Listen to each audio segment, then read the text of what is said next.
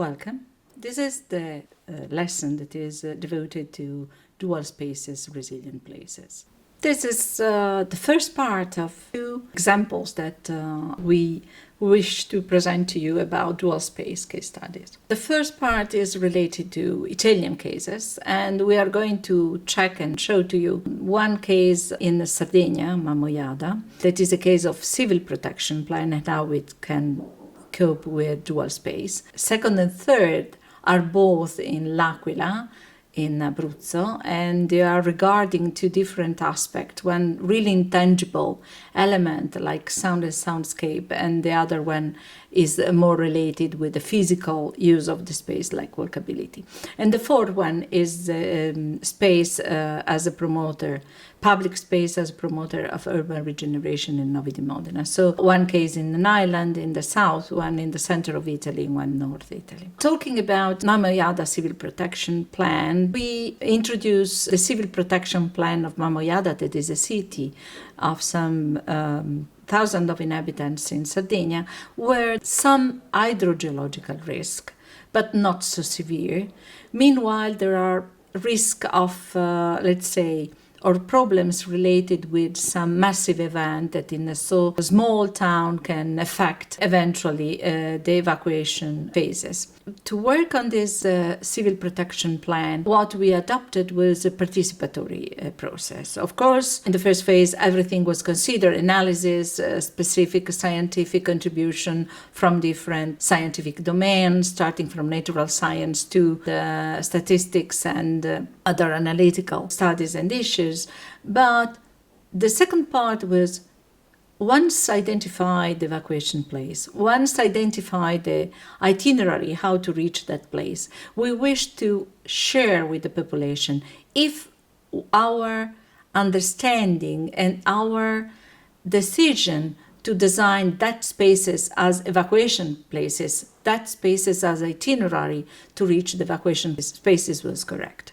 And we run some workshops with different targets, even contemporary. So we use the mapping through the itinerary evacuation routes with really small kids, with teenagers, with adults, and with foreigners, because the main event are event with 50,000 people that is coming to Mamoiada, and almost mostly of them are not Italian, so they do not know the place. What we found out is that the perception from the foreigners was really sensitive, especially to communication and information about routes. Meanwhile, the kids, they were really carefully mapping everything that they found as an obstacle, found as impossible to follow, was mainly problems related with physical space.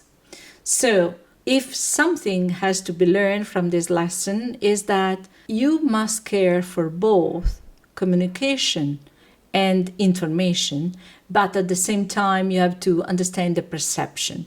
In the dual space, the path to the evacuation route must be well known by people, and they have to be perceived as a normal way when they everyday run to go to school, to go to shop, to go just for a walk, or to play with your friends. The second case is, as I said, is more related with something that is not often considered, that is sound and soundscape. The city object of the research is L'Aquila, that is the site of my university. The city of L'Aquila was founded in the 13th century. The population in 2008, before the earthquake, 70,500 people. Actually is less than 60,000 of inhabitants. It's a city with a university, is a capital for the region, and is surrounded also by a national park. As I said, L'Aquila was struck by a big earthquake in 2009, well known as the magnitude was 6.3. Almost all the historical center was damaged and destroyed.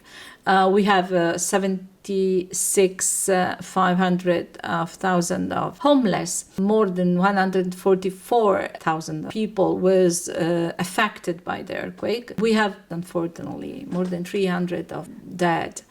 and the injured were more than 1,500.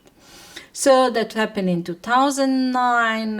The destruction was quite huge, and it makes this historical center one of the first cases of severe destruction in the modern era, and it made this a center where a lot of technical issues are tested in reconstruction. During the last 3 years, we ran summer schools, and one of the summer school was on sound and soundscape. Why?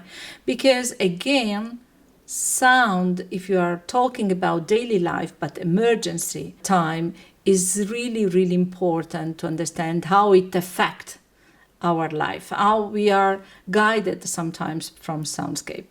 So we reconstruct the situation in 2017. In the map you can see the red are the still destroyed buildings, and the green are the rebuilt building, and as you can see, almost a big part of the historical center is still under construction.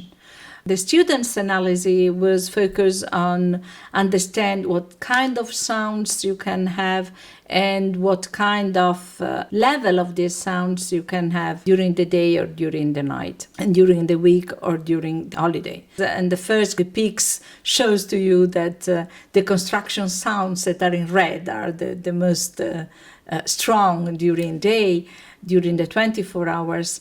And also the weekly sounds, of course, are higher usually during the week because, as we said, it's construction site.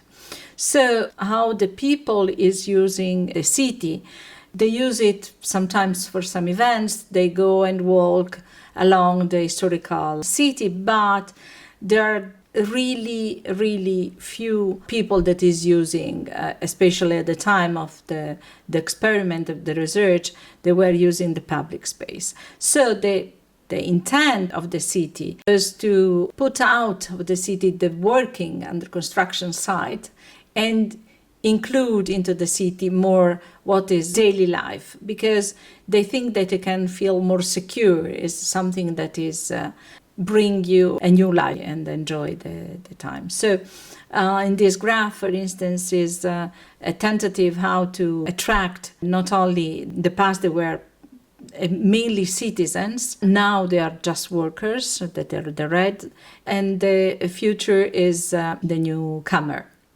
So what can attract people here is, of course, participation, livability, some traditions, safety, something that makes them to be attracted there. And the proposed project is to transform this area and to make them attractive, not only on the terms of sounds, but attractive also in terms of walkability. That leads us to the second example from the summer school, that is walkability, because in a city that is under construction, but not only, starting from the preparedness, during and after, walkability is one of the main important issue for people that is living in an environment like risky or vulnerable place. If you can walk into the city, it means that you are safe, it means that you are familiar with it, it means that you can do it. So the walkability is one of the most important elements that drives back or that bring back life to the city. The case study selected in the analysis was on the entrance of the historical city, and it was an area that was analyzed by the students where they found that there were a lot of problems that were not only a problem of walkability, but it could be a problem when something happened, like bad pathway, obstacles on way, a big roundabout that is just a big barrier that cannot consent access from the external part to historical center. And then they work on the concept was to work on the urban space and the public urban space that has to be pedestrian, that must be conceived and designed in a proper way, that have to allow people to walk through, that have to connect, like is here, all the different parts of the historical city that are representative for identity of the city. And that means, again, people go there every day. And that is the normal design phase. But what if something happened?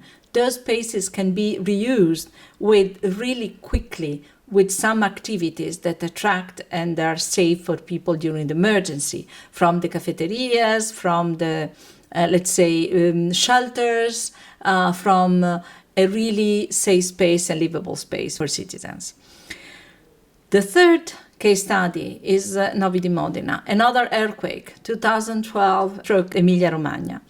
And in Novi di Modena, that is a small city founded in the 19th century with a strong medieval architecture, with the demography that is increasing because there are really healthy economical activities around there. It was hit again by earthquake. It was unexpected. The damages were really high.